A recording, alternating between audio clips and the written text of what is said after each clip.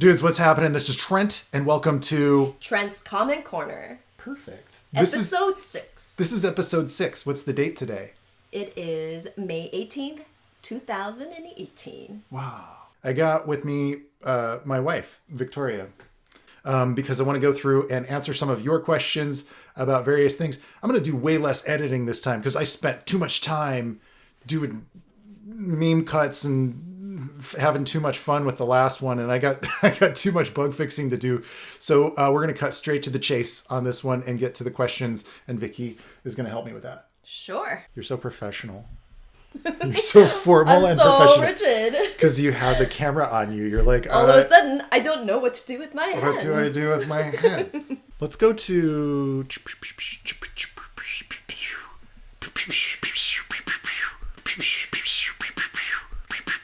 Sound effects. Yep. Nice. You've never even seen this dashboard. No, I've not. I saw that you have a YouTube for Dummies book. Which I've not opened. Are you going to start a YouTube channel? I don't know. Okay. I was Non-committal. Let's for keep that. it there for okay, now. for now. Do you want to read it? No, you go ahead. No, I think that you should read it.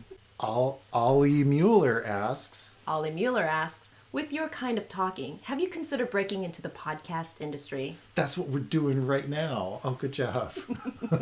Smiley face. Nice. Perfect. It's perfect. You've just upped the quality of this channel by about 45%. Not quite sure about that. No, I watch your channel, and I love it. This is the podcast right now. That's what we're doing. That's what Trent's Comment Corner on Fridays is. It's a podcast. James Shaw asks, what kind of eraser is that? I think is he referring to my sushi erasers, do you think? Or, well, he's There's talking a about... dinosaur. No, it's a rhino. So he's talking about the Thanos drawing. I think with that one, I had one that had a little meow cat on it. I got them all from the same place. Yeah. The place you introduced me to. Oh, I love that place. That secret place that we can't tell you. We'll tell you about it. Okay, What's it called? Daiso. Daiso. Love that place. They have a lot of very affordable, interesting kind of knickknacks and school supplies and boxes, and they're not sponsored by Daiso or anything. I just use their erasers in a lot of my... There's one where I'm eating jelly beans, and I just want to put fun shit in my videos, you know. Let's see, what else have we got here? Let's find out. What do you guys got to say? Come on. Lots of nice comments. Lots of nice comments. You guys are so nice. Very supportive. Yeah, like very this. supportive.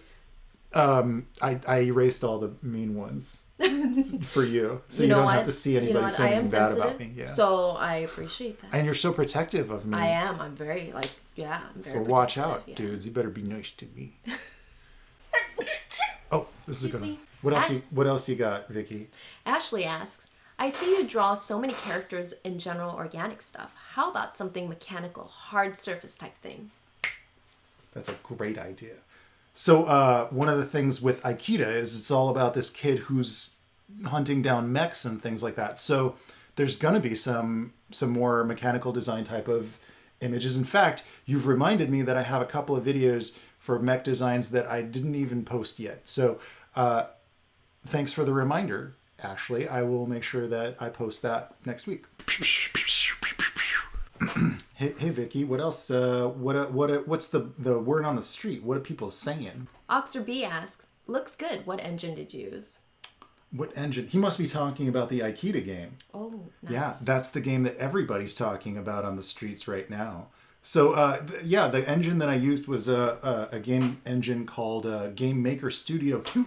It's like, yeah, it's super easy. Anybody can do it. Anybody can make games now. It's super easy and fun.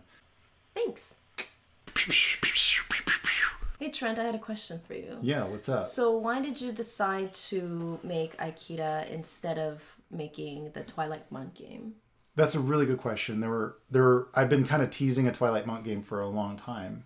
And like you've seen me chip away at prototypes and things like that. Since we met? Yeah, that's 5 years of kind of building prototypes. I went through a lot of hard times trying to make an indie game. And one of the things I realized is Twilight Monk was this set IP. Like I had a story for this character and all these things. And I wasn't focused on gameplay. Every time I'd build an indie game project, it was always this epic story that I wanted to tell, right, rather than focusing on making fun gameplay. So none of it was fun enough. And I come from Blizzard, where they have the philosophy of, if it's not fun, don't do it. So you know that if I'm putting out Ikeda, I had something fun, and I had to start with like a blank slate and say no rules. This isn't about this character's background or his weapons that he uses. I had this little snippet. Do you remember? I had that little snippet of gameplay where a character was just jumping from dropping platforms. Oh yeah, I love that. And there was tension. It was like, I had a lot of fun with didn't that want to one. fall. Yeah. And just that room. Just that one room. Yeah. And I was like, I could strip away everything else and just have that room. And that could have been a game. The foundation of a game. So I've taken that and extrapolated on it. And so now we've got saw blades and moving platforms and things that crush you and a timer that's always counting down. So you're running out of time. And that creates even more tension. Yeah. And I think it's a fun game, but I think it was also fun to make. Yeah. Would you agree with that? It's a lot of things that I love drawing. Yeah. Twilight Monk is very like kung fu, sort of Eastern inspired kind of architecture and things like that. This is like cyborg, like mechs, cyberpunk mechs, infiltration. Like, so there's some obvious influences from some of my favorite things in there. So that's it for Trent's Comment Corner number 6. Well, Trent, aren't you forgetting what you did this week? Oh, you know what? You're right. So we did make the Old Man Pikachu t-shirts available. You can still get those. Old Man Pikachu is a real tough hombre, so when you really need to flex, put on a little Pika Pika. We also have some official Aquatic Moon t-shirts and mugs and other cool stuff available finally. As for original artwork and other videos that I've posted this week, I added a couple of full-length tutorials to the box set of tutorials volume 4. And I've done a couple of original artworks this week. One is a Twilight Monk illustration, and of course I did a Thanos. One of the things I wanted to mention is, dudes, I want to thank you so much for your support. Every one of these originals that you pick up really does go to contribute to getting me to do more artwork directly for YouTube and making more originals available for you.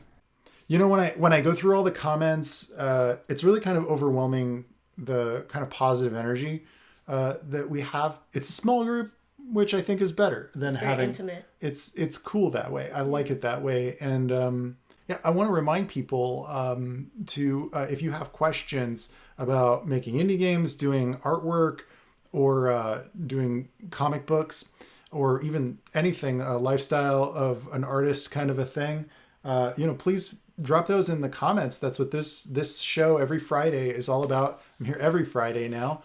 I don't know what Vicky's schedule is going to be.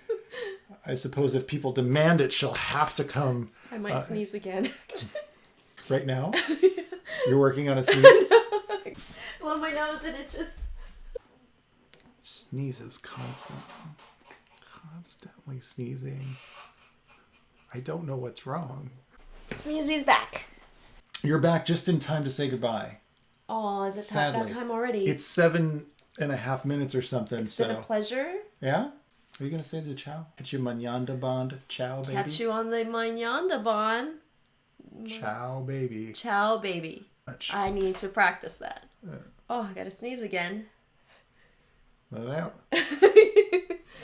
Save that for later. Okay.